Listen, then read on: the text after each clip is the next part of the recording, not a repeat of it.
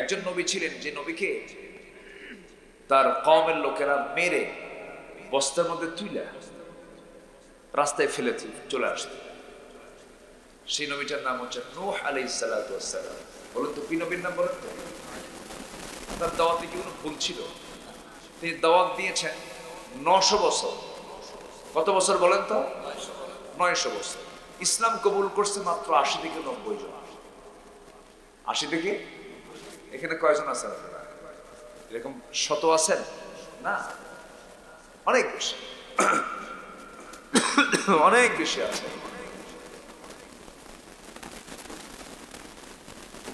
মাত্র 80 থেকে 90 জন একজন নবীর দাওয়াত। তার দাওয়াত কিন্তু শুধু দিনে না, ইন্নী দাআউতু কওমি লাইলাম ওয়া নাহার। আমি আমার কওমকে দাওয়াত দিয়েছি দিনে রাতে 24 ঘন্টা। তাও ইসলাম কবুল করেনি। তো লোকজন কম বেশি, তারপরে মাহফিলের উপস্থিতি, এগুলো কোনো চিন্তার বিষয় না। আল্লাহ যেন এই মাহফিলকে কবুল করে। আমিন। জোরে বলি আল্লাহুম্মা আমিন। আমাদের মূল টার্গেট হলো, আমাদের মূল যে লক্ষ্য সেটা হলো আমরা কাউকে সন্তুষ্ট করতে চাই না, আমরা সন্তুষ্ট করতে চাই কাকে? আল্লাহ। আমার পূর্বে আমার স্নেহস্পদ রবিউল ইসলাম আগে খুব চিকন ছিল, বুঝলেন, গায়ে তেমন কিছু ছিল না। এখন যে কেমনে বাড়লো এত গোস্ত, বুঝলেন, বুঝে আসলো। দৌড় মারতে গেলে তো পারবে না, খুব মুশকিল। স্বাস্থ্য একটু কমানো উচিত, বেশি হলে সমস্যা না। আমার তো সারা জীবন আগাগোড়া একই। আমার জীবনে আমি কখনো মনে হয় এই 20 বছর যাবত আমার ওজন একই আছে। আমার কয়েক কেজি, তাও তো গোস্ত নয়, হাড় হাড্ডি কিছু আছে। এই নিয়ে চলি। আল্লাহ যেন সুস্থ রাখেন। জোরে বলি আল্লাহুম্মা আমিন। এই জিনাদাতে আমাকে মাহফিল করতে দেয়নি কিছু ফেরেশতারা, বোঝেন নাই? কত কি করেছে ওরা। চোখ তুলে নিয়েছে, হাত কেটে নিয়েছে, অনেক কিছুই করেছে, অনেক হুমকি ধামকি দিয়েছে। তো ফেরেশতারা কই এখন? আছে? কই ফেরেশতারা? আছে? দেখা যায়? দেখা যায় না। দেখা যায় না, ফেরেশতাকেও দেখা যায় না, এদেরকেও দেখা যায় না। ফেরেশতা হচ্ছে ফেরেশতা দেখা যায়, ফেরেশতা দেখা যায় না, এদেরকেও দেখা যায়। তাহলে এরা কি? আরেক ফেরেশতা, অ্যাঞ্জেল। বিশাল ব্যাপার। তারা এত কল্যাণ করলো, এত কিছু করলো, জাতির এত উপকার করলো, উপকারের ঠেলায়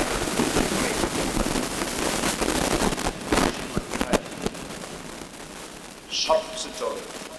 জুলুমতন্ত্র দিয়ে কোনোদিন শাসনতন্ত্র চলে। জুলুমতন্ত্র দিয়ে শাসনতন্ত্র।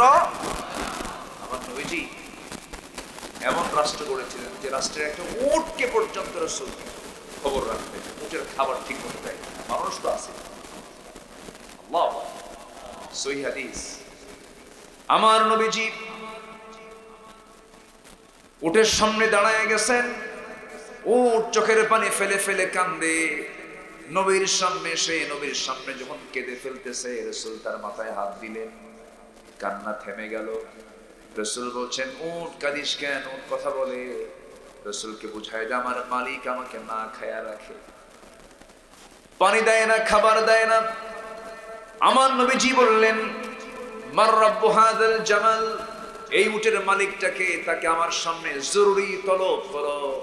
ডাকা হলো। রাসূল বললেন, তুমি কি এই উটের মালিক নাকি? হ্যাঁ। উট আমার কাছে নালিশ করেছে, তুমি নাকি খাবার দাও না, ওকে নাকি না খেয়ে রাখো। তুমি কি জানো এই রাষ্ট্রে একটা উটও না খেয়ে থাকতে পারবে না? সুবহানাল্লাহ বলবেন না? জুলুম কেন করো? কেন জুলুম করো? এই জুলুম শাহীরা 16 বছর শুধু জুলুম করেনি, অত্যাচারের স্টিম রোলার তারা চালিয়েছিল। ওরা করেছে অপকর্ম, জেল খেটেছে আলেম ওলামা, ঠিক কিনা? সব দায় তারা আলেমদের কাঁধে দিতে চেয়েছিল। কিছু হলেই রাজাকার ট্যাগ লাগায় দিত। আল্লাহ পাক বললেন, থাম, তো রাজাকার শব্দটি ব্রান্ড বানায় দেবো, যা। আমি কে, তুমি কে? কি হয়নি, ব্র্যান্ড হয়ে গেছে না? এটা ব্র্যান্ড শব্দটাকে আল্লাহ পাক ব্র্যান্ড বানায় দিয়েছে। যা এত শব্দ বলিস কেন? এটা শেষ পর্যন্ত এই স্লোগানটাই বিজয়ী হলো ৩৬ জুলাইয়ের মধ্য দিয়ে। কত জুলাইয়ের মধ্য দিয়ে? ৩৬ জুলাই। যুবকরা তো, সন্তানরা তো, ওরা খুব স্মার্ট। তো আমি তো ভাবছিলাম যে এরা বিড়ি খায়, তারপরে ইয়াবা, বাবা, ফেন্সিডিল, ডিভাইস, মনে হয় শেষ হয়ে গেছে, এদের মধ্যে আর কিছু নাই, এরা শেষ। জাতে মাতাল, তালে ঠিক, ঠিক কিনা? জায়গা মতো চলে গেছে, জায়গা মতো চলে গেছে। টাইম দিয়েছে 45 মিনিটস, গো আউট। ঠিক আছে না? মাত্র 35 মিনিট, তাড়াতাড়ি বের হও। আমরা না খেয়ে আসি, দুপুরে গিয়ে তোমার জন্য বরাদ্দকৃত রান্না আমরা গিয়ে লাঞ্চ করব। লাঞ্চ করে নাই? করেছে। যুবকরা তোমরাই পারবে, তোমরা দেখিয়ে দিয়েছো। মাহফিলের যুবকরাই বেশি। তো মাহফিলে এখন সব যুবকরাই আসে, খুব ভালো ইতিবাচক দিক এটা। যে কোনো মাহফিলে গেলে যুবকরা ঘিরে ধরে আমাদের। আগে এটা ছিল না, আজ থেকে 15-16 বছর আগে এটা ছিল না, খুব কম ছিল। তোমরা পারবে অনেক কিছু করতে, চেঞ্জ করতে পারবে তোমরা। শুধু শর্ত আছে একটা, সেটা হলো আদর্শ কাউকে মানা যাবে না, আদর্শ একজনকে মানতে হবে, তিনি হচ্ছেন মুহাম্মদ সাল্লাল্লাহু আলাইহি ওয়াসাল্লাম। আল্লাহ রাব্বুল আলামিন বলেন, লাকাদ কানা লাকুম ফি রাসূলিল্লাহি উসওয়াতুন হাসানাতুন লিমান কানা ইয়ারজুল্লাহ لمن كان يرجو الله واليوم الآخر وذكر الله كثيرا جربون الله أكبر جربون الله أكبر তোমাদের জন্য উত্তম আদর্শের বাস্তব নমুনা কেউ নন, তোমাদের জন্য উত্তম আদর্শের বাস্তব নমুনা একজন ব্যক্তি, তিনি হচ্ছেন মুহাম্মদ সাল্লাল্লাহু আলাইহি ওয়াসাল্লাম, যার জীবনে একটা কৌতুক কোনো মিথ্যা নাই, যার জীবনে কোনো চুল পরিমাণ কোনো সগীরা গুনাহ নাই, চুল পরিমাণ কোনো পাপ যার জীবনে স্পর্শ করে নাই, যার চারিত্রিক সনদ পৃথিবীর কেউ দেয় নাই, দিয়েছেন স্বয়ং আল্লাহ তাআলা। জোরে বলে সুবহানাল্লাহ। যারা পারেন ঠোঁট মিলিয়ে বলুন, নুন والقلم وما يسطرون ما أنت بنعمة ربك بمجنون وإن لك لأجرا غير ممنون وإنك لعلى خلق عظيم جربون الله أكبر তোমাদের জন্য উত্তম আদর্শের বাস্তব নমুনা কেউ না, একজন, তিনি হচ্ছেন মুহাম্মদ সাল্লাল্লাহু আলাইহি ওয়াসাল্লাম। অতএব আদর্শ যদি গ্রহণ করতে হয়, কয়জনেরটা নেব বলেন কয়জনেরটা? সেই মহান মানব, সেই মহামানব, সেই মহান ব্যক্তি, তিনি কে? মুহাম্মদ সাল্লাল্লাহু আলাইহি ওয়াসাল্লাম। তাকে আমরা জীবনের সব জায়গায় মানব। রাসূলকে শুধু এক জায়গায় মানলে কিন্তু মানা হয় না। রসুলকে দাঁড়িতে মানবো, রসুলকে আদরে মানবো, মিষ্টি খাওয়াতে মানবো, কাইলুলায় মানবো, জুব্বায় মানবো, টুপিতে মানবো, মানলাম, সুন্নত নামাজে মানলাম, সব কিছুতে মানলাম, কিন্তু রাজনীতিতে, রাষ্ট্র পদ্ধতিতে, ইসলামী রাজনীতির প্রেক্ষাপটে রসুলকে মানলাম না, এটা নবীর উম্মতের পরিচয় না, এটা হচ্ছে ভণ্ডামি, প্রতারণা। আসতে বলবেন না, জোরে বলুন ঠিক কিনা? এই ভণ্ড এবং প্রতারক চক্র আমার দেশে আছে না নাই? শুধু বলে ধর্মীয় মূল্যবোধে বিশ্বাসী আমরা, বলে না ধর্মীয় মূল্যবোধ, মানে ধর্মে কি একটু মূল্য টুল্য দেয়, কিন্তু মদ ঠিকই খায়। আপনি মদের আইন পাশ করবেন, বেশ্যাবৃত্তির লাইসেন্স পাশ করবেন, এরপরে সুদের কারবার করবেন, আর বলবেন আমি ধর্মীয় মূল্যবোধের, আমরা পন্থী, ধর্মীয় মূল্যবোধকে আমরা সম্মান করি, ধর্মীয় মূল্যবোধে বিশ্বাসী আমরা। এই সমস্ত সাহিত্যের মোড়ক দিয়া, পেঁয়াজপুষ দিয়া ইসলাম মানার সুযোগ ইসলামে নাই। ইসলাম মানতে গেলে সব ঢেলে মুছে সাফ করে ইসলামকে মানতে হবে। 1 আনা না 16 আনা, 1 আনা না 16 আনা, 16 আনা মানতে হবে। তো রসুলকে মানলেই কোরআনকে মানা হয়ে যাবে। রসুল হচ্ছে কি জানেন? কোরআনের বাস্তব রূপ। কি কোরআন? রসুল কি কোরআনের বাস্তব রূপ, প্র্যাকটিক্যাল। এটা হচ্ছে থিওরিক্যাল, এটা কি থিওরিক্যাল না কিতাব, আর প্র্যাকটিক্যাল কে? মুহাম্মদ সাল্লাল্লাহু আলাইহি ওয়াসাল্লাম। চিন্তা করে দেখুন, আল্লাহ পাক শুধু কোরআন দিলেও তো পারতেন, দেন নাই, সাথে রসুলকে প্র্যাকটিক্যাল আল্লাহ পাক পাঠায় দিয়েছে। কানা খুলুকুল কোরআন। তো আমরা সেই রসুলের জীবন থেকে মুমিনদের জন্য, যারা ইমানদার, আমরা এখানে যারা বসে আছি ইমান আসি তো নাকি? ইমান আনছি তো আমরা? নামাজ না পড়লেও তো ইমান আছে, হ্যাঁ? ভালো করে কোন? আচ্ছা, আমার দেশে ইমানদার কি মানে নামাজ ইমানদার বেশি না বেনামাজি ইমানদার বেশি? বেনামাজি কি কইলেন? ভালো। আচ্ছা, নামাজি ইমানদার বেশি না বেনামাজি ইমানদার বেশি? বেনামাজি ইমানদার কয় না। আচ্ছা, হ্যাঁ, এখানে প্রশ্ন আছে, আমি কিছু বলবো না, আপনারাই ফতোয়া দেন। আল ফারকু বাইনাল মুমিন ওয়াল কাফির তারকুস সালাহ। কাফের আর মুমিনের মধ্যে পার্থক্য সৃষ্টি করে হলো নামাজ। কাফের পড়ে না, ইমানদার নামাজ পড়ে। অবলীলা এই নামাজগুলোকে আমরা ধ্বংস করছি, নষ্ট করছি। তার শাস্তি কি ভয়াবহ একটু পরে আসবো। নামাজ না পড়লে কি শাস্তি আল্লাহ দিবেন? আল্লাহর কাছে বান্দার পক্ষ থেকে সবচেয়ে বড় অপরাধ 1 নম্বর হলো কি? ছেড়ে দেওয়া, নামাজ ছেড়ে দেওয়া। আমি যদি এখানে প্রশ্ন করি নামাজ মাগরিবের আসরের কয়জন পড়েছেন, হাত কিন্তু সবার উঠবে না। হাত কি সবার উঠবে? উঠবে না। অনেকে বলে হুজুর ওয়াজ মজা লাগে, কিন্তু ওযুর পানি ঠান্ডা। ওযুর পানি কি ঠান্ডা? সম্ভব? এটা খুব বেকায়দা না। আমরা আপনি বিছানা থেকে আপনি মসজিদে যেতে পারেন না, আপনি কোন স্বপ্ন নিয়ে আপনি জান্নাতে ঢুকতে চান? কি কথা বোঝেন না আপনি? আপনি বিছানা থেকে আপনি নামাজ পড়তে যান না, মসজিদে নামাজ পড়তে পারেন না, বিছানায় শুয়ে থাকেন, আপনি জান্নাত যাবেন কেমন? কোন প্রত্যাশা যাবেন? কি কি কথা কি বোঝা গেল? কথা কি বোঝা যায়? আমার চেষ্টা এমন যে ঘুমের ঠেলায় মসজিদ পাই না, আর আমি জান্নাত তালাশ করি। কত বড় বেহায়া আমরা! কি কথা কি রাগ করতেছেন নাকি? ধমক দিয়ে বলতেছি কথা শুধু আপনি শুনতেছেন না তো? এই যে গোটা দুনিয়া হয়ে যাচ্ছে। কি বডি! কিছু ছেলে পেলে আছে না, দেখেন না, একটু বডি ভালো, তো একটু মাসল টাসল ভালো, মোটামুটি 6 ইঞ্চি 72 ইঞ্চি 78 ইঞ্চি লম্বা, 6.5 ফিট। রাস্তায় যখন হাঁটে বুঝায় আমি একখান মাল। ফজর নাই, তোমার ওই বডিতে লাভটা কি? তোমার ফজর নাই, জোহর নাই, আসর নাই, তোমার এই সুন্দর চেহারা দেন লাভটা কি?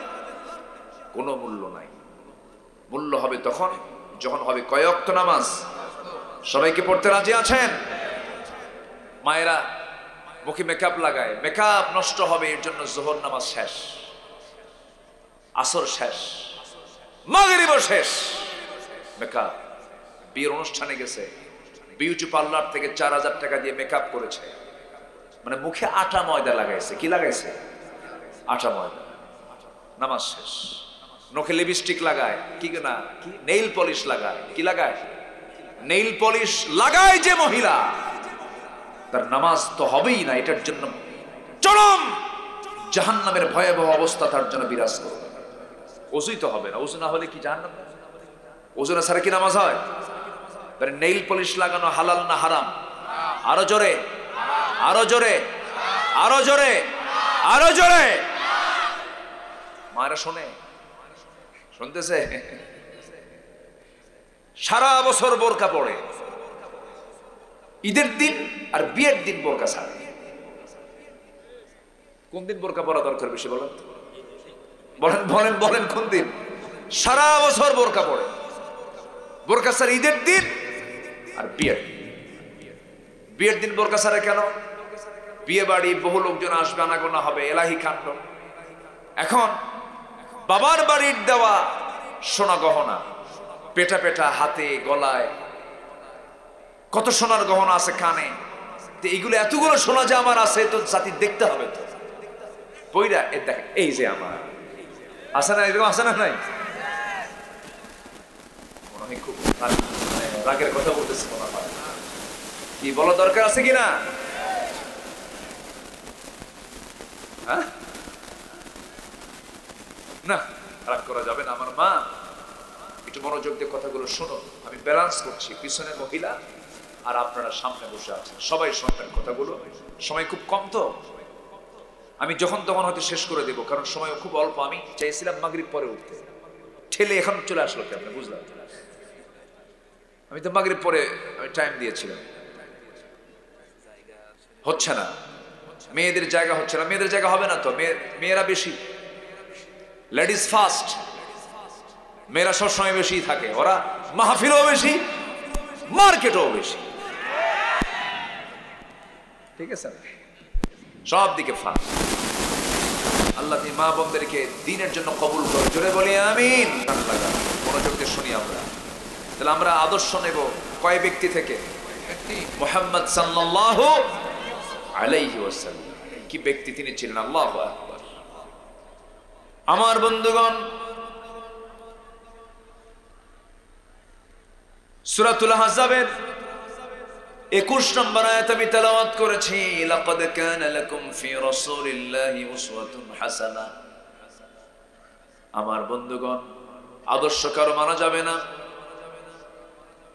জাতীয়তাবাদী চেতনা বলেন, সমাজতান্ত্রিক চেতনা বলেন, ধর্মনিরপেক্ষ চেতনা বলেন, কোন চেতনাকে বিশ্বাস করা যাবে না। আমার একটাই আদর্শ, তিনি হচ্ছেন কেউ নন, মুহাম্মদ সাল্লাল্লাহু আলাইহি ওয়াসাল্লাম। তার থেকে আমরা যদি কোনো অনুকরণে আদর্শ নিতে চাই, 15টা আদর্শ আজকে শিখে যাব। কয়টা আদর্শ বলেন? 15টা আদর্শ। 15 মিনিট আমি শেষ করার চেষ্টা করব, একটু কান লাগাবেন। আল্লাহ রাব্বুল আলামিন রাসূলকে যে আদর্শগুলো দিয়েছেন, এর মধ্যে 1 নম্বর আদর্শ হলো, রাসূল ছিলেন একজন শ্রেষ্ঠ দায়ী ছিলেন। তিনি মানুষকে দাওয়াত দিয়েছেন, সবাইকে দাওয়াত দিয়েছেন কার পথে?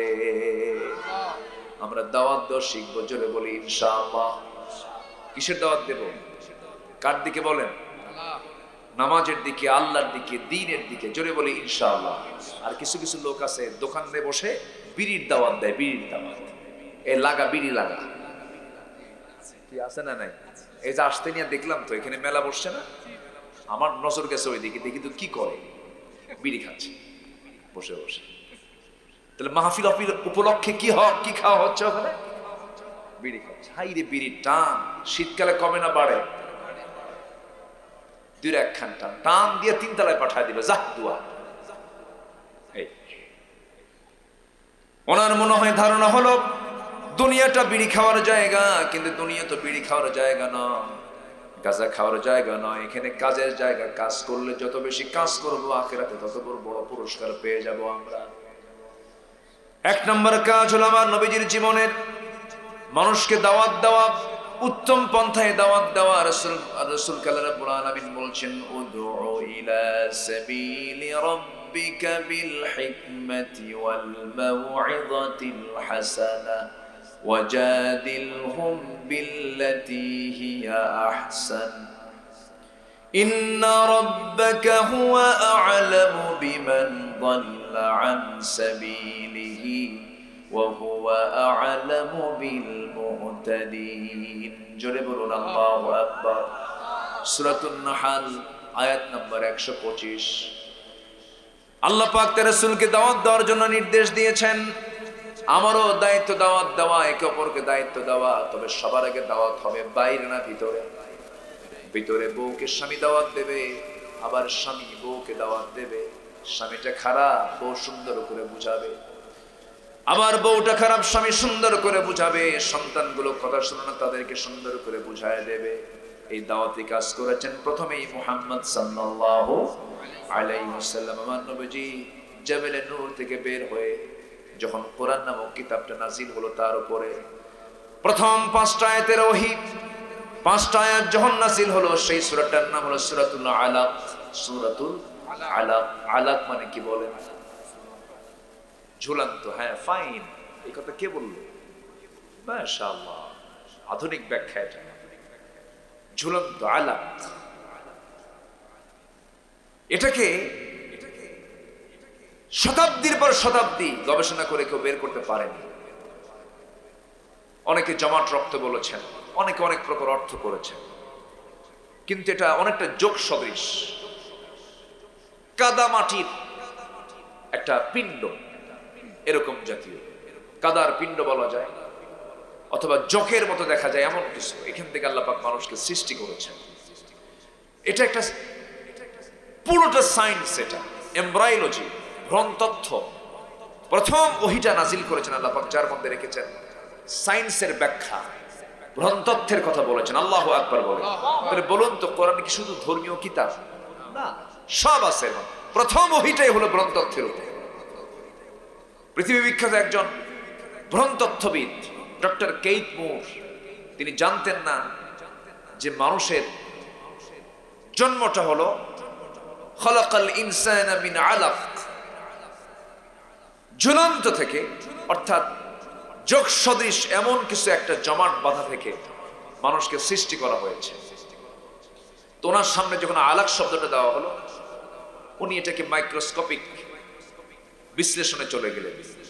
অণুবীক্ষণ যন্ত্র দিয়ে গবেষণা করে দেখলেন, না, কোরআন যে বলেছে যোগ সদৃশ, এটা শুরুটা হলো যোগ সদৃশ, যোগের মতোই দেখা যায়। জোরে বলি সুবহানাল্লাহ। কোরআন যা বলবে এটাই সত্য। কোরআনকে যে কেউ মিথ্যা প্রমাণ করতে আসবে, ওরটাই মিথ্যা হবে, কোরআন কখনো মিথ্যা হবে না। জোরে বলি সুবহানাল্লাহ। সম্মানিত ভাইয়েরা, বহু সায়েন্টিফিক তথ্য আছে। এই আকাশ নিয়ে বহু কথা কোরআন আল্লাহ পাক বলে দিয়েছে। সময় অল্প, তো সব দিক থেকে একটু একটু করে আমি বলছি। সম্মানিত ভাইয়েরা, তাহলে আমরা দাওয়াত দেব রাসূলের অনুকরণে, আদর্শ মেনে। 1 নাম্বার হলো মানুষকে দাওয়াত দেব। কাকে দাওয়াত দেব বলেন তো? কার পথে? আল্লাহর পথে।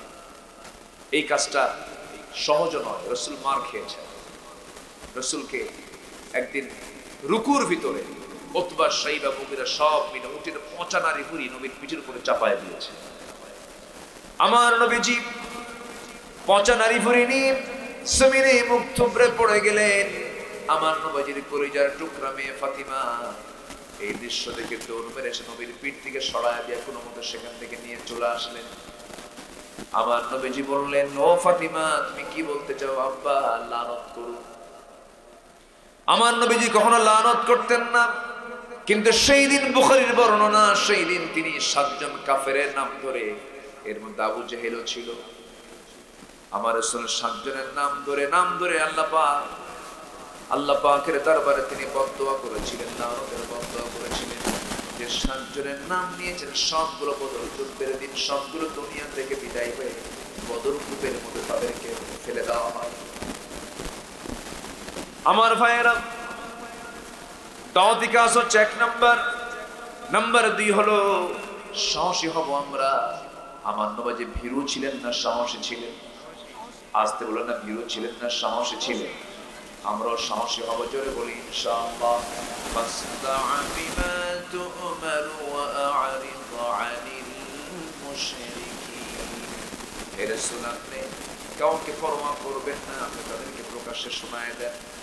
মুশরিকদেরকে এড়িয়ে চলুন আর দোয়া করুন, রব্বানা আফরিগ আলাইনা সাবরান ওয়া থাব্বিত আকদামানা ফানসুরনা আলাল কওমিল কাফিরিন। জোরে বলুন আল্লাহু আকবার।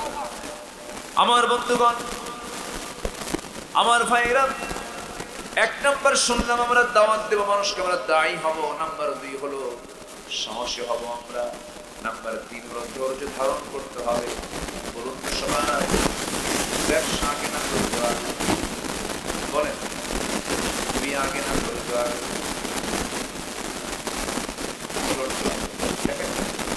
মাঝে মাঝে আমাদের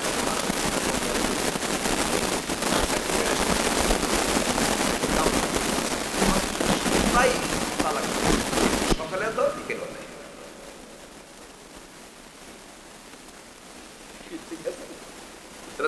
দেয় কয় বেলা? 2 বেলা। তালাক হয় কয়বারে? কি এক বেলায় হয় না? একজনই তো হয়ে যায়। তাহলে আমার স্বামী সকালেও দেয় বিকেলেও দেয়, হুজুর আমি কি আছি না নাই? কি খবর? এরকম বহু বেকুব কিন্তু আছে। আসতে বলবেন না, আছে না নাই? ধৈর্য না, কি নাই? ধৈর্য। সবার আগে ধৈর্য আনতে হবে। দাওয়াত দিবেন, ধৈর্য লাগবে। কাজ করবেন, ধৈর্য লাগবে। ব্যবসা করবেন, ধৈর্য লাগবে। মাহফিলে বসে আছেন, কি লাগবে? ধৈর্য লাগবে। ধৈর্য ছাড়া কিছু হয় না। বাপ হবেন, ধৈর্য লাগবে। মা হবেন, ধৈর্য লাগবে। সন্তানদের ডিস্টার্ব আছে না নাই? আমার ছেলে একটা হাফেজ হয়েছে, শুনানি দিচ্ছে। হাফেজ হওয়ার পর শুনানি দিচ্ছে, যাচ্ছে না মাদ্রাসা। আজকে বিকেলের কথা। বললাম আব্বু যাও। কি বুঝতেছেন? কিছু বোঝেন? বুঝতেছেন তো? ধরছে বাঁকা, যায় না। তো আপনি বললাম শোনে না, তুমি বললাম তাও শোনে না। শেষে কি কব বলেন? শাসন করতে হয় না? ইচ্ছার বিরুদ্ধে হলেও কিছু ধমক দিলাম, বলে দিলাম হুব্বু ফিল্লাহ বুগদু ফিল্লাহ, মান আহাব্বা লিল্লাহ ওয়া বাগাদা লিল্লাহ। কাউকে ভালোবাসবো আল্লাহর জন্য, কাউকে ভালোবাসবো না আল্লাহর জন্য। আপু আমি তোমাকে ভালোবাসি আল্লাহর জন্য, আবার তোমাকে ভালোবাসবো না আমি আল্লাহর জন্য। কারণ কোরআন শিখে যে ভুলে যাবে, কিয়ামতের দিন আল্লাহ পাক তাকে গোশত ছাড়া হাড় হাড্ডি নিয়ে শুধু তুলবেন কিয়ামতের দিন। নাউজুবিল্লাহ বলবেন না? তাহলে এখন দায়িত্ব কমলো না বাড়লো? আর বলেন, কোরআন মুখস্থ করার পরে যদি কেউ বলে, ওর খবর আছে না? আসতে খবর আছে কিনা বলো? তো ধৈর্য দরকার, সব জায়গায় ধৈর্য লাগবে। ধৈর্য ছাড়া আপনি কিচ্ছু করতে পারবেন। রাসূল দাওয়াত দিতে গিয়ে কত মার খেয়েছেন আল্লাহ! আরে কি মারগুলো খেয়েছেন রাসূল! তায়েফের কথা কে না জানেন? 13টা বছর শুধু মায়েরই খাইছেন, মাথা থেকে পা পর্যন্ত শুধু দাগ, শুধু দাগ। কপালে একটা দাগ ছিল, গালে একটা দাগ ছিল, এবং শেষ জীবনে রাসূল দাঁত ভাঙ্গা নিয়ে দুনিয়া থেকে বিদায় নিয়েছেন। আমার নবীজি কোমরটা কুঁজো হয়ে গিয়েছিল। 4 দিন ধরে কোদাল মারতে মারতে মারতে মারতে খন্দকের পরীক্ষা খনন শেষ হয় না, খাবার নাই। রাসূল শেষ পর্যন্ত পেটে পাথর বেঁধে, তাও হলো না। ওই যে কোমর কুঁজো হয়ে গেছে, বাকি জীবনে নবীজির মুখের দাঁত নাই আর কোমর নাই। আল্লাহু আকবার বলবেন না? এত কষ্টে এসেছে ইসলাম। নবীজির কি মার্জিত আচরণ, কত কঠোর মানুষ, ভালো হয়ে গেছে। অমর কি নরম মানুষ ছিলেন বলেন? রাসূলকে মারার সিদ্ধান্ত কেউ নিতে পারে নাই। কে বলেছে আগে বলেন তো? মারতে পারছে কিসের জন্য? ইন্নাল্লাযীনা ইয়াতলুনা কিতাবাল্লাহ। উনি যখন কোরআনের ছাত্র হয়ে গেছেন আর পারলেন, আহারে আমি কাকে মারতে চাই না, তো মহান মানুষ। আল্লাহু আকবার। সম্মানিত ভাইরা, আমার নবীর সামনে এক সাহাবী কান্দে, চোখের পানি ফেলে ফেলে কাঁদতেছে। আমার নবী যে বললেন, সাহাবী কান্দো কেন? সাহাবী বলেন, হুজুর আমি কাঁদতাম না, কিন্তু আমার দিলটা ইসলাম গ্রহণের পর নরম হয়ে গেছে, এখন আমি কাঁদি। যে লোকটার চোখে পানি আসে সেই লোকটা বড় ভাগ্যবান, কারণ এই পৃথিবী মার পেট থেকে আসার পর প্রথম ভাষা আমার হাসি না কান্না। ওটাই হলো আসল ভাষা। দুনিয়ার ভাষা হলো কান্না, দুনিয়ার ভাষা হাসা নয়। দুনিয়ার ভাষা কি বলেন তো? কান্না। যে যত কাঁদবে দুনিয়াতে সে তত হাসবে জান্নাতে। জোরে বলে সুবহানাল্লাহ। কিন্তু সেই কান্দারে কাঁদবো কার কাছে? আসতে বলবেন না কার কাছে? যুবকরা, টাইম লস করা যাবে না, ফুসকা খাওয়ানো যাবে না কোনো প্রেমিকা, বুঝলেন? এগুলো লস। ওই যে লেখা আছে ওখানে ফুসকা হাউস, দেখলাম তো লেখা আছে ফুসকা হাউস। ছোট ছোট এখন কিছু রিসোর্ট বের হয়েছে, রিসোর্ট গ্রামে গঞ্জে হোটেল বসে, জোড়ায় জোড়ায় বসার জন্য ব্যবস্থাও করে দেয়। পর্দার সহিত প্রেম চলে। কিসের সহিত? পর্দার সহিত। এগুলো আগুন দিয়ে জ্বালান দরকার। এগুলো আসতে কোন কেন, ঠিক কিনা? আপনার মেয়ের চরিত্র করে ধ্বংস হতে পারে, কি ঠিক আছে না? কিসের সহিত প্রেম চলে? পর্দার সহিত, মানে যে কেউ যেন না দেখে, শুধু ওরা ওরা দেখবে। আহারে, এগুলোর জন্য কাঁদা যাবে না। গার্লস স্কুলের সামনে যাই ইতিমের মতো সিট হয়ে বসে দেখো, ওগুলো লস। ফুসকা সুরি ফিতা যা কিনে দেবে সব লস প্রজেক্ট। বিয়ার আগে প্রেম করবে, সব প্রেম বিয়ার আগে হয়ে যাবে, বিয়ার পরে আর প্রেম থাকবে না, খালি কিলে কিলে হবে, কিলে কিলে। মজা পাবা না, শান্তি পাবা না। এগুলো বাদ দাও। বাদ দিয়ে কাঁদতি যখন হবে, সেজদায় পড়ে, বালিশে না, সেজদায় পড়ে কাঁদো। কার কাছে? এটা লাভ। এটা কি লাভ? জাহান্নাম ৭টা আল্লাহ পাক নিভাইয়া দিবেন তোমার চোখের পানি দিয়ে। না আমার ওই জায়গায় বিয়ে দাও, আছে না এখন তো পাগল গুলো, এগুলো সব। যার জন্য তুমি এত চিন্তা করো, ও তো তোমার জন্য অত চিন্তা করবেই না। মরে যাবা তুমি, তোমার সুন্দরী বউ ৩ মাসও পার হবে না, আরেক জায়গায় বিয়ে বসবে। বিয়ে বসে কবে, আব্বা তোমার ভালোই করছো, আগের স্বামীর সাথে এই স্বামী আরো ভালো। কি ঠিক ঠিক না? এগুলো কিচ্ছু না, সব ভুয়া। এগুলো সব। কে বলছে বউ আপন? কে বলছে ছেলে মেয়ে আপন? কে বলেছে আমার আব্বা আম্মা আপন? কেউ আমার আপন। মূলত আমার আপন কে? আসতে বলবেন না কে? ক্ষণিকের মায়া মমতা। এখনই মরেন, 24 ঘন্টা পার হতে দেবে না। ছেলে বলবে তাড়াতাড়ি কবর দাও, কি ঠিক আছে না? কবর দিয়ে 7 দিন পার হতে দেবে না, জমি নিয়ে লাগবে মারামারি। আসতে কন কেন? বন্ধু কি আমার? বন্ধু আমার কেউ না। অতএব কারোর জন্য কান্দেও লাভ। কাঁদবো কার কাছে? আমরা আল্লাহর কাছে। আমি কিন্তু আক্ষরিক অর্থে কথাগুলো বলছি, আবার মন খারাপ করে। আব্বা আম্মার দাম আছে, সন্তানদেরও দাম আছে, বউ বাচ্চারও দাম আছে, কিন্তু বুঝাচ্ছি যে আসল বন্ধু আমার কেউ না। আমার আসল বন্ধু কে? আমরা আল্লাহকে টাইম দেব সবার আগে। জোরে বলি ইনশাআল্লাহ। আমার নবীজির এক সাহাবী কান্দে। নবী বলছেন তুমি কান্দো কেন? হুজুর আমি আগে কান্দি নাই তো, দিন গ্রহণ করেছে, আমার কান্না শুরু হয়ে গেছে। তুমি কান্দো কেন? সাহাবী বলছেন হুজুর কান্না করার কারণ হলো যেদিন আমি ঈমান এনেছি সেদিন থেকে আমার দিলটা নরম হয়ে গেছে, আমি আর কান্না ছাড়া থাকি না। কেন, কি হয়েছে? ঘুম হয় না কেন? হুজুর আমি এমন একটা বড় অপরাধ করে ফেলেছি, যে বড় অপরাধের বড় অনুশোচনা হচ্ছে। রাসূল বলছেন তোমার সব গুনাহ মাফ হয়েছে। রাসূল বলছেন তোমার সব গুনাহ মাফ হয়েছে। সাহাবী বলছেন হুজুর সব গুনাহ মাফ হলো, আমার মনে হয় একটা গুনাহ মাফ হবে না। কেন? পরিকল্পিত হত্যা করছে একজনকে। কেমনে? কারে? মেয়েকে মারছি আমি, বাপ। চিন্তা করছে না?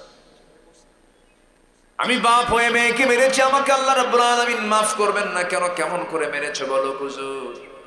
সন্তানটা আমার স্ত্রী গর্ভে আসলো, বললাম যাও নিয়ে যাও বাবার বাড়ি, ছেলে হলে নিয়ে আসবা, মেয়ে হলে জীবন্ত পুঁতে হত্যা করে এরপরে আসবা। এই অর্ডার দিলাম। চলে গেছে বউ আমার। সন্তান ডেলিভারির দিন আমাকে জানানো হলো সন্তানটা মৃত হয়েছে। মৃত সন্তান নিউজ আমার কানে দিয়া, সন্তান হয়েছে মেয়ে। পাশের ঘরে দিয়ে সন্তানটাকে ধীরে ধীরে বড় করতে লাগলো। আমি জানি না 6 বছর পূর্ণ হলো। একদিন হঠাৎ করে আমার চোখের সামনে সন্তানটা ছিটকে এসে পড়ছে আমার কাছে। আমার মতো চোখ হাত পা দেখে চট করে ধরলাম, ধরে বলছে মা রে তোকে চেনা চেনা লাগে, চল তো জায়গা মতো নিয়ে যাই। নিয়ে গেছে। বউকে বলছে বউ দেখো তো সন্তানটা কার? বউ থরথর করে কাঁপি। হুজুর এবার বউ বলছে আপনার সন্তানের তথ্য আর কতক্ষণ গোপন করবো? এই সন্তান তো আমাদের ওরস থেকে এসেছে। মিথ্যা বলেছিলাম, এত পরিমাণ রেগে গেলাম, কিন্তু আমি ঠান্ডা মাথার খনি হয়ে গেলাম, কিচ্ছু বললাম না। মেয়ের সঙ্গে অভিনয় করে করে মেয়েটাকে চুমো দেই, কোলের মধ্যে নিয়ে নেই, আদর করে বললাম নানি ও আমার মেয়ে, কালকে তোমাকে নানির বাড়িতে নিয়ে যাব। মেয়েটা আমার দারুণ খুশি, জড়িয়ে ধরে বলে বাবা কোনদিন তোমার আদর পেলাম না, আজকে আদর করো, খুব আনন্দ লাগছে বাবা। মেয়েটাকে আমার হাতের মধ্যে নিয়ে আসলাম, অভিনয় করে তাকে নানির বাড়ির কথা বলে আমি তাকে নিয়ে চলে গেলাম জঙ্গলের দিকে। মেয়েটার মুখ ছোট হয়ে যায়। মেয়েটা বলে মা মা আমাকে যেতে মানা করেছিলেন, বাবা তোমার সঙ্গে আমি আসছি, নানির বাড়ি যাব, তুমি আমাকে এই দিকে নিয়ে আসলা কেন? জঙ্গলের দিকে নিয়ে যাও কেন? হুজুর আমি বললাম মেয়েটাকে মা কিচ্ছু না, তোমাকে দেখানোর জন্য নিয়ে আসছে। ওকে জঙ্গল পার করে দিলাম। জঙ্গল পার হওয়ার পরে মেয়েটাকে এক জায়গায় দাঁড় করায়া দিয়া ঠিক দুপুরবেলা হাতের মধ্যে কোদাল নিয়ে গর্ত খনন শুরু করলাম। মেয়েটার মুখটা ছোট হয়ে গেছে আর বলছে, বাবা তুমি যাবা কোথায়, তুমি এখানে কি করো, কি করতেছো, তুমি মাটি খনন করে কি করবা? কিচ্ছু বললাম না।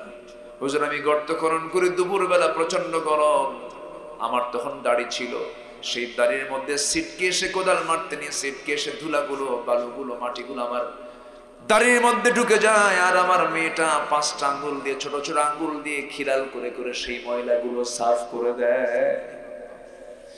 হুজুর আমি যখন কোদাল মারতেছিলাম আমার শরীর থেকে ঘাম ঝরে, মেয়েটা গামছা দিয়ে ঘামগুলো মুছে মুছে দেয় আর বলে, বাবা তুমি বললা কি আর করো কি, তুমি কি নানির বাড়ি যাবা না? কিচ্ছু বললাম না। গর্ত খনন যখন শেষ হয়ে গেছে মেয়েটাকে আবার অভিনয় করে মুচকি হাসি মেরে বললাম, মা দেখো তো গর্ত খনন কেমন হয়েছে। মেয়েটা একটা মুচকি হাসি মেরে গর্তের কিনারে চলে গিয়ে উকি মেরে যখন দেখতে লাগলো, আমি পিছন দিকে চলে আসলাম।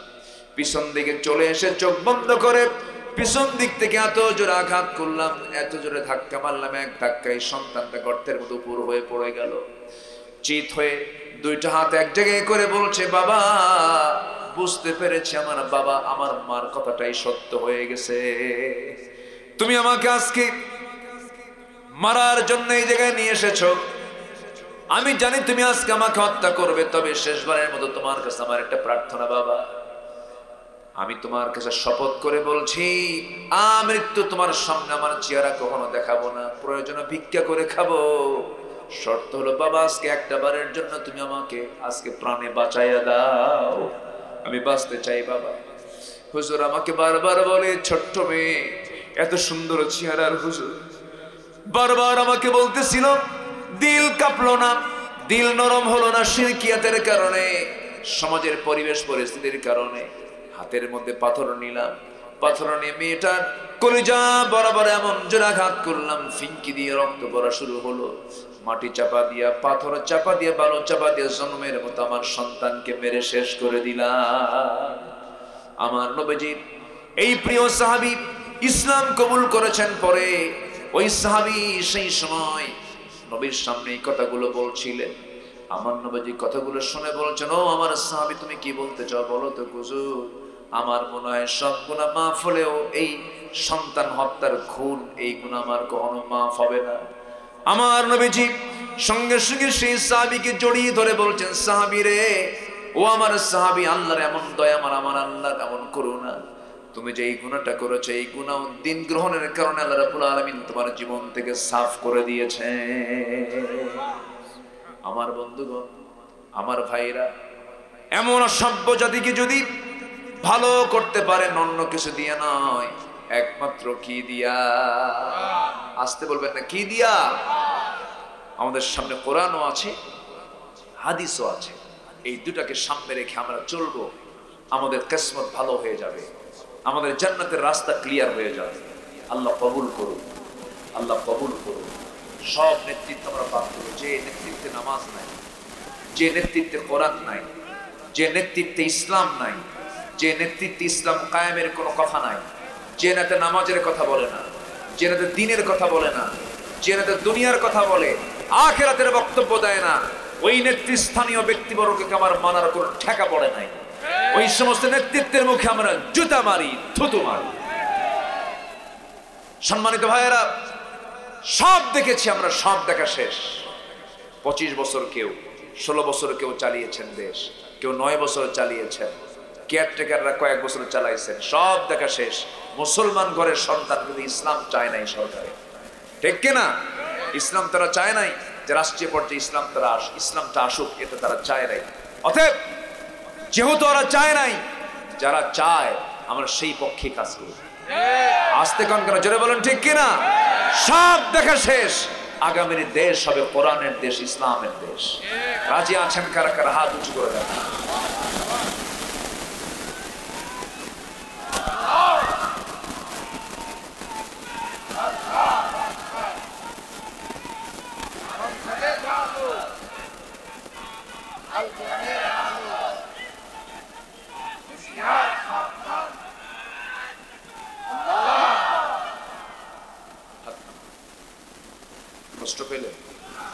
কষ্ট পেলেন? সূর্যের উপকার একার না সবার? কোরআনের উপকার হবে একার না সবার? কোরআন জায়গা মতো চলে গেলে সব সমাধান হয়ে যাবে, কোনো দুষ্টরা আর থাকতে পারবে না। খাইছিল খুব বেশি, খাইছে তো পেট হজম হয়ে বদ হজম হয়ে গেছে, পালায় মারছে দৌড়, ঠিক কিনা? একটা প্রাণী আছে মশা, কি নাম? কম। মশা যদি বেশি খায় ওর হায়াত কমে না বাড়ে? বাড়ে। মশা যত বেশি রক্ত খাবে তার হায়াত বাড়বে না কমবে? কম। আল্লাহ পাক মশার উদাহরণ কোরআনে দেন নাই? সূরা বাকারার 26 নম্বর আয়াত, 26 নম্বর আয়াত আল্লাহ পাক মশার দৃষ্টান্ত দিয়েছেন। কাফেররা কয় তোমার আল্লাহর কাজ নাই কাম নাই, মশার উদাহরণ কোরআনে দেওয়া লাগে। মশা কি ছোটখাটো কোনো বিষয় না? আচ্ছা বলেন তো, আমরা কি মশার ভয়ে আমরা মশারি টাঙ্গাই না মশারি টাঙ্গাই? বলেন, ভয়টা করে কে? মশা করে না আমরা করি? হ্যাঁ, উদাহরণ কি ঠিক আছে না? আল্লাহ মশার উদাহরণ দিয়েছেন, এমনি দেন নাই। এর মধ্যে আবার চিকুনগুনিয়া, তারপরে কি আরো ডেঙ্গু। ডেঙ্গু হওয়া মানে পঙ্গু, ডেঙ্গু পঙ্গু। এক মশা,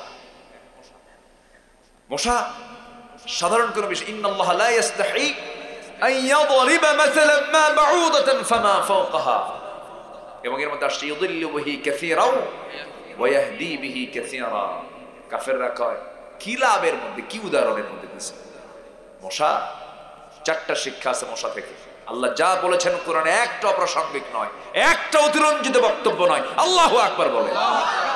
মাকড়সা নামে একটা সূরা আছে, আছে না? মাকড়সা দেখেন না? সবার বাড়িতে মাকড়সা আছে না? কোথায় থাকে? কোনায় কোনায়, ঘরের কোনায় থাকে। ওর সংসারটা খুব অশান্তি সংসার, বুঝলে? মাকড়সার সংসারে কোনো শান্তি নাই, স্বামী বউ খালি ক্যাসাল লাগে। সায়েন্স বলতেছে এটা, আল্লাহ বলতেছে যারা আল্লাহ ছাড়া অন্য কাউকে অভিভাবক বানায় ওদের অবস্থাটা হচ্ছে মাকড়সার সংসারের মতো। মাকড়সার স্বামী স্ত্রী যখন যৌন মিলনে যখন মিলিত হয়, স্বামী স্ত্রী ইন্টারকোর্স কমপ্লিট, এরপর স্ত্রী মশার শারীরিক কিছু চাহিদার প্রয়োজন হয়, খাদ্যের প্রয়োজন হয়, ভিটামিনের প্রয়োজন হয়। এই ভিটামিনের শূন্যতা পূরণ করার জন্য, খাদ্যের শূন্যতা পূরণ করার জন্য স্ত্রী মাকড়সা স্বামী মাকড়সাকে কামড় মেরে মেরে ফেলে, খায় ফেলে। আমার কথা কি বুঝতেছেন? যে সংসারে স্ত্রী তার স্বামীকে মেরে ফেলে, খুব সুখের সংসার তো, সুখের সংসার। যারা আল্লাহকে ছাড়া অন্য কাউকে মুরব্বী বানায়, অভিভাবক বানায়, আল্লাহ পাক বলেছেন তাদের জীবনটা হচ্ছে মাকড়সার সংসারের মতো। কি উদাহরণ আল্লাহ পাক দিয়েছেন। মশা চারটা শিক্ষা। নাম্বার 1, মশা খায়, যদি বেশি খায় মরণ তার আগে না পড়ে। 16 বছর যারা ছিল দেশে খাইছে কম না বেশি? আছে আছে আছে, খাইয়াও তো লাভ হলো না। শেষে দাড়ি কাইটা বাঁচার চেষ্টা করছে, তাও তো হয় না। মাথার চুল কালো বানায়, হয় নাই। পায়জামা খুলে লুঙ্গি পড়ছে, পাঞ্জাবি খুলে গেঞ্জি পড়ছে, তাও কাম হয় না। টেনে হেসে জেলখানায় ঢুকায় দিয়েছে। যা, ওরা আলেমদেরকে ন্যাংটা করতে চেয়েছিল, ওরা ন্যাংটা হয়ে গেছে, ঠিক কিনা? ওরা অনেক কিছু করেছে। নাম্বার 2, মশা যে কামড়ায়, পুরুষ মশা কামড়ায় না মহিলা মশা কামড়ায়?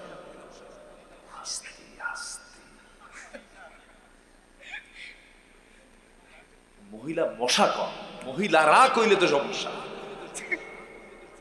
হ্যাঁ, মহিলা মশা কামড়ায়, মহিলারা না। ওটা তো হেড অফিস। এই যারা স্বামী আছেন বউকে ভয় করেন না?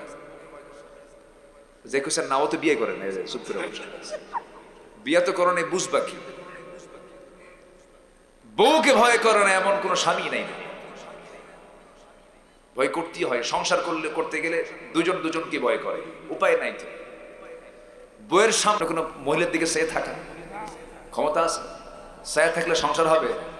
শুধু যদি 30 সেকেন্ড ছায়া থাকে না, আর যদি স্বামী বউ যদি টের পায়, সারাদিন কিচ্ছু কবে না।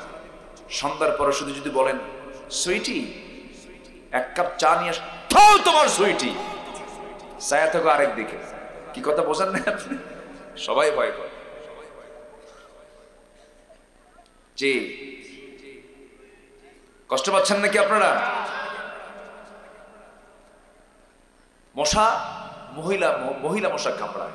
আল্লাহ পাক এখানে মহিলা মশার কথাই বলেছেন। আল্লাহ লা ইস্তাহি আন ইয়াদরিবা মাসালাম মা বাউদাতান, গোলতা মুযাক্কার নয় মুয়ান্নাস। ইস্তি মশা কামড়ায়, মানুষকে কামড়ায়, বংশ বিস্তার করে। কি বিস্তার করে? বংশ বিস্তার করে। ইস্তি মশা ছাড়া বংশ বিস্তার তো হবে না। আমার বন্ধুগণ, নাম্বার 3 হলো, নাম্বার 1 বলে দিলাম, বেশি খায় মরে আগে, ইস্তি মশা কামড়ায়। আর যে মশাটা কামড়ার নাম্বার 3 হলো, সেই মশাটা যে কামড়ায় আমি আপনি টের পাই না। যখন কোনো মশা কোনো চামড়ার উপরে পড়ে, অজ্ঞান করাকে ওটাকে কি বলে মেডিকেল ভাষায়? স্টেনশিয়া কয় না নাকি কি যেন বলে না, এরকম একটা শব্দ। হ্যাঁ হ্যাঁ, এই ডাক্তার নাই কেউ? আচ্ছা, অবশ করে। অবশ তো ঠিক আছে, এটার একটা ইংরেজি পরিভাষা আছে। হ্যাঁ আচ্ছা, ওই যেটুকু জায়গায় সে হুল ফুটাবে ওই জায়গায় সে আগে মেডিসিন দেয়। তুই সলিমুদ্দিন টের পাবি কেমনে? তোর আগে খায়া ভালো। আল্লাহু আকবার বলবেন না। চতুর্দিকে অবশ করে, অপারেশনের যেন অবশ করে, ওরকম অবশ করে এরপরে হুল ফুটায় দেয়, খা। আমার বন্ধুগণ, শীতের রাতে শুয়ে পড়েছেন, গোটা ঘর তালাশ করে দেখলেন একটা মশাও নাই, কিন্তু আপনি ঘুমিয়ে পড়েছেন, লাইটটা বন্ধ করা মাত্রই কিছু মশা চলে আসছে কানের কাছে, এসে সারে গামা পাধা নিশা। কি ঠিক আছে না? শুরু হয়ে গেছে, ভনভন শুরু হয়েছে। এই যে মাছি, এই যে মশাটা যে ভনভন করছে, তার পাখাটা নড়াচ্ছে। সায়েন্স বলতেছে প্রতি সেকেন্ডে মশা তার পাখা ঝাপটাই হলো 500 থেকে 600 বার। পৃথিবীতে কোনো উন্নত মেশিন আজ পর্যন্ত এরকম মেশিন তৈরি হয়নি যে এত দ্রুত কোনো কিছু নড়তে পারে। আল্লাহু আকবার বল। মশা সর্বশেষ হলো, মশার কামড় খায়া মরছে, মাথার মধ্যে ঢুকছিল মশা। কার? বলেন কার? সম্মানিত ভাইয়েরা, আমরা যেখানেই চলি না কেন আমরা হুকুম মেনে চলবো কার? সবাইকে 5 ওয়াক্ত নামাজ পড়তে রাজি আছেন? একটু হাত তুলে দেখান তো দেখি, জোরে বলি ইয়া আল্লাহ। আমাদেরকে 5 ওয়াক্ত সালাত আদায় করার তৌফিক তুমি আল্লাহ দিয়া দাও। জোরে বলি আমিন, আরো জোরে আমিন। বাড়িতে মা বোনদের পর্দার দরকার আছে না নাই?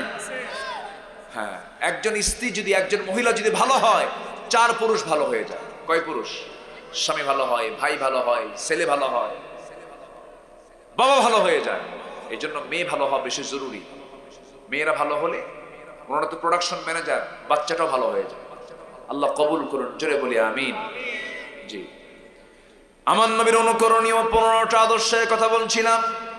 1 নম্বরে দাওয়াত, নাম্বার 2 সাহসিকতা, নাম্বার 3 হলো ধৈর্য ধারণ, নাম্বার 4 হলো পরিবারের প্রতি দায়িত্বশীলতা, পরিবারকে আমরা দাওয়াতি কাজ করব।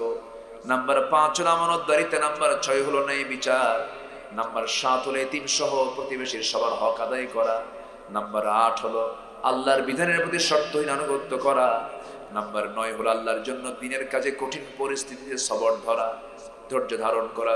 ফাসবির আলা মা ইয়াকুলুন। আমার বন্ধুগণ, নাম্বার 10 হলো ইমানের পথে অবিচল থাকা। ইমান এনেছি, ইমান টানা সহজ, কিন্তু টিকে থাকা কঠিন। হাজারো ঝড় ঝাপটা আসুক না কেন, ইমান থেকে আমরা কখনো এক চুল পরিমাণ নড়ব না। রাজি আছেন তো সবাই? নাম্বার 11 হলো আল্লাহর প্রতি তাওয়াক্কুল করা। এই যে 5 আগস্ট এসেছে, কোনো গোয়েন্দা রিপোর্ট নাই, কেউ জানতোই না এই অবস্থা সৃষ্টি হবে। সমস্ত কিছু রিপোর্টের ঊর্ধ্বে রেখে বিজয়টা দিয়েছেন তিনি আমার কে। আমার ভরসা করব কার উপরে? আসতে বলবেন না, কার উপরে? আল্লাহ। ওয়াতাওয়াক্কাল আলাল্লাহ কাফা বিল্লাহি ওয়াকিলা ওয়া মান ইয়াতাওয়াক্কাল আলাল্লাহ ফাহুয়া হাসবুহ। নাম্বার 12 হলো কাজে কর্মে পরামর্শ করা, একাকী কোনো কাজ না করা। একাকী কাজের মধ্যে ভুল হয়ে যাবে। স্বামী স্ত্রী ছেলে মেয়ে সবাই কিনে পারিবারিক বৈঠক বসবেন মাঝে মাঝে। কোনো কাজ করতে গেলে একাকী কোনো কাজ করবেন না। একা কাজ যেখানে বরকত নাই, সেখানে সম্মিলিত কাজ যেখানে বরকত আছে, সেখানে ওয়ামরুহুম শুরা বাইনাহুম। নাম্বার 13 হলো বিনয়ী হওয়া, ক্ষমাশীল হওয়া, আমি যত বিনয়ী হব আল্লাহ তত আমার দিকে দয়া করবেন, আমি যত ক্ষমাশীল হব আল্লাহ আমাকে ক্ষমা করবেন। আল্লাহুম্মা ইন্নাকা আফুউন তুহিব্বুল আফওয়া ফাআফু আন্না ফাবিমা রাহমাতিন মিনাল্লাহি লিনতা লাহু। আল্লাহু আকবার বলেন। নাম্বার 14 হলো কুফরের প্রতি কঠোর হওয়া। কুফরের সঙ্গে কোনো সম্পর্ক রাখা যাবে না। পরস্পর ইমানদাররা পরস্পর হবে রহম দিন। এই 5টা অনুকরণে আদর্শ যদি কোনো বান্দার জীবনে থেকে যায়, আল্লাহ তার ব্যাপারে সূরা ফুরকানের শেষ দিকে বলছেন, আল্লাহ তাআলা তার ব্যাপারে বলছেন এই সমস্ত বান্দাগুলোকে আমি আল্লাহ সম্মানজনক ওয়েলকাম করব জান্নাতে। জোরে করেন সুবহানাল্লাহ। আল্লাহ কবুল করুন, আল্লাহ কবুল করুন। সম্মানিত ভাইয়েরা, আমি আর কথাকে লম্বা করতে পারবো না। আমার পরবর্তী মেহমান আসবেন, কি শুনবো আমরা? কে বললো না কি বললো? বলেন, কি বললেন না কি, মানে কে বললো না কি বললো? কি বললো? কোরআন থেকে। হ্যাঁ, কি বললো? কোরআন থেকে। আমরা এই স্লোগানকে রেখে আমার পরের যিনি মেহমান তিনি আসবেন, আসছেন নাকি? হ্যাঁ জি, আপনার তাড়াতাড়ি নিয়ে আসেন। উনি আলোচনা করবেন। আমি এই বছরের মতো, এটা হচ্ছে আগামীকালকে ঈদ, নামাজে যাবেন কিন্তু আপনার পাঞ্জাবি নাই, কিন্তু ঈদের মাঠে শার্ট বানায় না পাঞ্জাবি বানায়? পাঞ্জাবি না, পাঞ্জাবি বানায়। এখন পাঞ্জাবি বানাবেন, সেই টেইলার স্যার সময় নেই, তখন কোথায় যায়? দোকানে যায়, বলে তাড়াতাড়ি রেডিমেড কোনটা হয় ঢুকায় দিয়ে চলে আসে। তো এই মাহফিলটা হয়ে গেছে আমার জন্য রেডিমেড মাহফিল। বুঝলেন কি? মানে হঠাৎ করে আমাকে বলছে, হুজুর যাওয়ার পথে আপনি একটু এখানে একটু আপনি তার শিফটটা আনবেন, একটু বসবেন, একটু আলোচনা করবেন। এটা নিয়ে যেন কোনো সমালোচনা না হয়, এটা নিয়ে যেন কোনো কথা না হয় যে হুজুর কেমনে কি করছো কি না, ঠিক আছে, সবই ঠিক আছে। আমি যতটুকু কথা বলেছি, যারা শুরু থেকে শুনেছেন, আমি কিন্তু একটা সাবজেক্ট বলে দিয়েছি। মাহফিলের সারা জীবনে কিছু লোক থাকে, কিছু শ্রোতা থাকে, আসে সবার শেষে, সমালোচনা সবার আগে। আসে না নেই বলেন তো? জি, আমরা যতটুকু বলেছি আমরা বলি আলহামদুলিল্লাহ, জিকির করে সুবহানাল্লাহ। হ্যাঁ, সম্মানিত ভাইয়েরা, মাহফিল কমিটি একটু আমাকে বলেছেন যে হুজুর আপনার মুখ থেকে বললে কেউ কষ্ট পাবে না, একটু আপনি যদি বলতেন মাদ্রাসা কি বলে মাহফিলের জন্য, না মাহফিলের জন্য যদি কেউ যারা আসছি নিয়ত করে, হয়তো আপনি বিপদে আছেন, মুসিবতে আছেন, কিছু দিয়ে আমরা আল্লাহর কাছ থেকে বিপদ মুক্তের জন্য দোয়া করতে পারবো। যদি কেউ কিছু দিতে চান, চাদর যাচ্ছে, ব্যাগ যাচ্ছে, আমরা সবাই মা বোন যারা আছি, ভাইরা যারা আছে, সবাই আমরা কম বেশি দেব। জোরে বলি ইনশাআল্লাহ। একটা লোক নড়বো না, সবাই বসবেন, মাহফিলের দোয়া হবে। আমার পরের যে মেহমান, তার বক্তব্যের পর তার দোয়া হবে। সেই দোয়া করে আব্বা আম্মার জন্য, প্রতিবেশীর জন্য, আশেপাশে গ্রামবাসী যারা কবরবাসী আছেন তাদের জন্য দোয়া করে এরপর মাহফিল থেকে সবাই যাবেন ইনশাআল্লাহ। ঘোরশালী ইউনিয়নের যুব জামাতের পক্ষ থেকে, যে দক্ষিণ এশিয়ার বৃহত্তম সংগঠন জামাত ইসলামীর একটা শাখার পক্ষ থেকে 1000 টাকা দান করেছে। জোরে বলি আলহামদুলিল্লাহ। আল্লাহ কবুল করে। জোরে বলি আমিন। জিকির করি সুবহানাল্লাহ।